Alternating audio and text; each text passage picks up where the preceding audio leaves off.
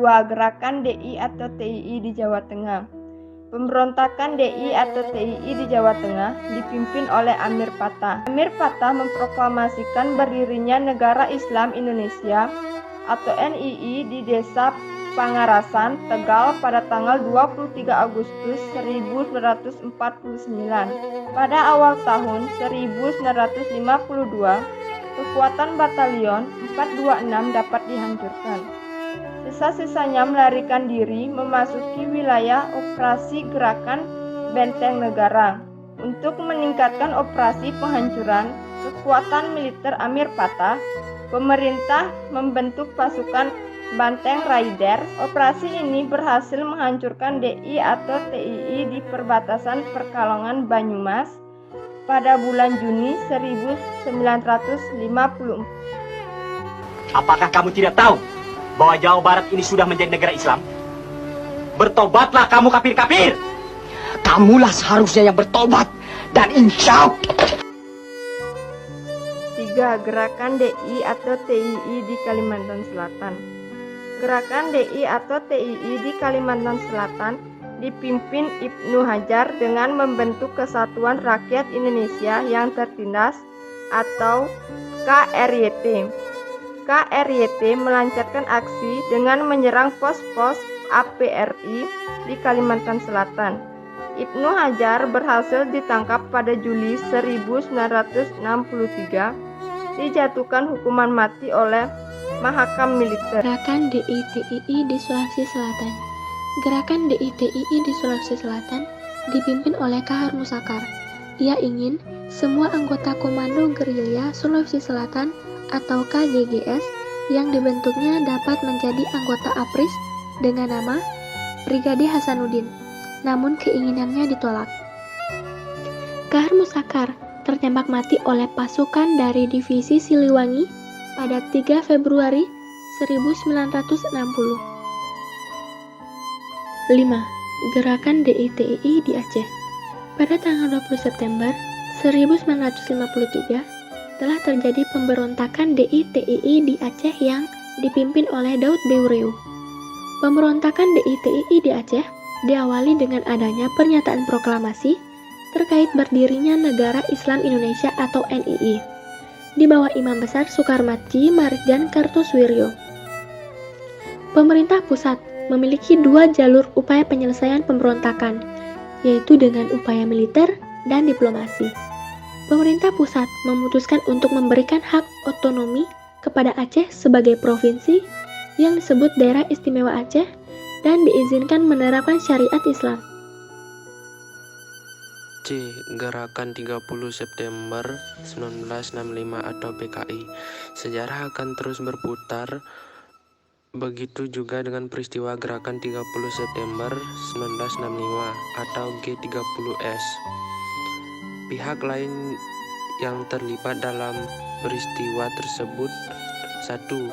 Keterlibatan CIA. Sebagai konsekuensi dari Perang Dingin, Amerika Serikat menyiapkan beberapa opsi terkait situasi politik di Indonesia. Adapun keterlibatan Amerika Serikat melalui operasi CIA dalam peristiwa G30S diungkap sebagai sumber. Salah satu perwiranya adalah Soeharto. 2. Bertemunya kepentingan Inggris dan Amerika Serikat. Inggris berkeinginan agar sikap konfrontatif Soekarno terhadap Malaysia bisa diakhiri dengan penggulingan kekuasaannya, sedangkan Amerika Serikat menginginkan Indonesia terbebas dari komunisme. 3. Keterlibatan Soekarno. Setidaknya ada 3 buku yang menduga Presiden Soekarno terlibat dalam peristiwa G30S. Menurut Asfi Warman, Adam menyatakan bahwa ketiga buku tersebut mengarah kepada de-Soekarnoisasi, yaitu menjadikan Presiden RI pertama itu sebagai dalang peristiwa Gerakan 30 September dan bertanggung jawab atas segala dampak keduta sejarah itu. 4. Tidak ada pemeran tunggal dan skenario besar dalam peristiwa G30S. atau teori kaos.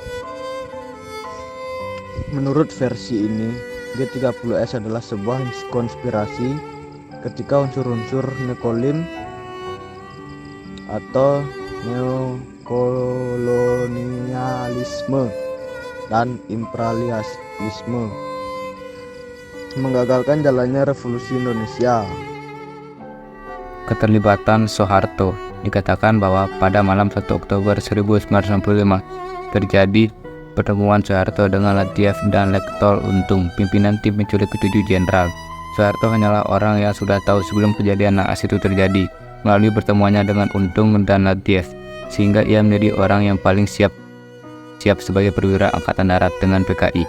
Sebagai pemain kedua, Benedict atau ROG, Andreus dan Lut McVeigh, sejarawan Cornell University pada tahun 1966 menyatakan bahwa G30S berawal dari persoalan intern TNI AD. Para perwira dari Jawa Tengah kemudian mengajak Angkatan Darat Republik Indonesia, AURI dan PKI dalam menjalankan operasinya. PKI lantas bertindak sebagai pemain kedua dengan mengacu pada keterlibatan Sejam, Kamaruzaman dan Pono dari Biro Khusus PKI. 7. Dalam gerakan 30 September adalah PKI. Teori ini dikemukakan oleh Nugroho Natasusanto dan Ismail Saleh. Puncak ketegangan politik terjadi secara nasional pada dini hari tanggal 30 September 1965 atau awal tanggal 1 Oktober 1965, yakni terjadinya penculikan dan pembunuhan terhadap para perwira Angkatan Darat. Dalam peristiwa tersebut, Jenderal Abdul Haris Nasution yang menjabat sebagai Menteri Kompartemen Hankam atau Kepala Staf Angkatan Darat berhasil meloloskan diri dari pembunuhan dengan menghimpun pasukan lain termasuk Divisi Siliwangi dan Resimen Para Komando Angkatan Darat RPKD di bawah pimpinan Kolonel Sarwo Edi Wibowo, Panglima Kostrat, mulai memimpin operasi penumpasan terhadap pelaku G30S.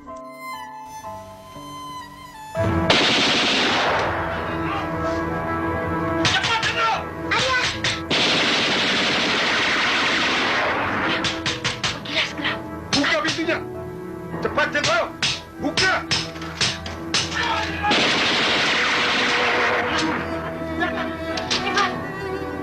Anakku, jangan buang tempo. Ayo kamu lari. Ayo, Mardia. Pegangin adik. Adik.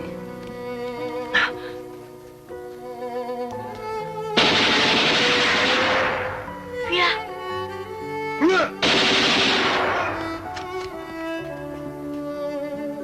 Adik kena.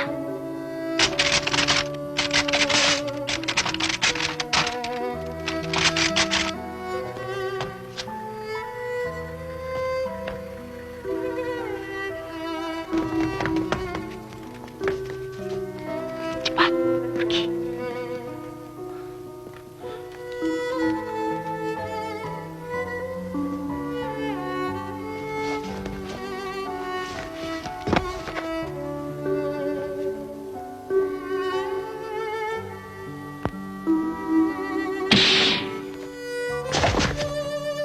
Piet. Kalian tunggu saja di sini.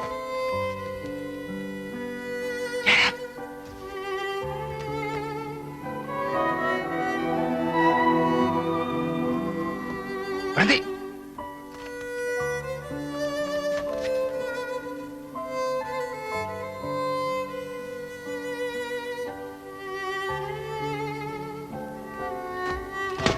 Jangan bergerak!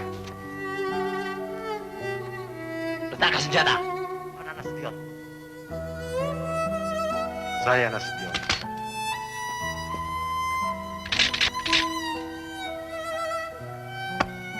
Kabar, Nurdin telah tertangkap. Bawa ke mobil. Siap.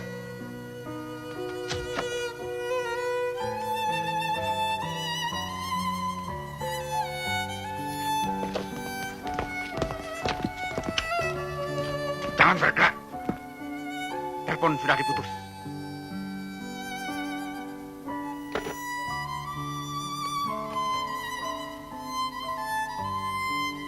Mana Nasution? Nasution. Beliau di Bandung. Sudah 3 hari di Bandung. Kalian datang ke sini hanya untuk membunuh anak saya.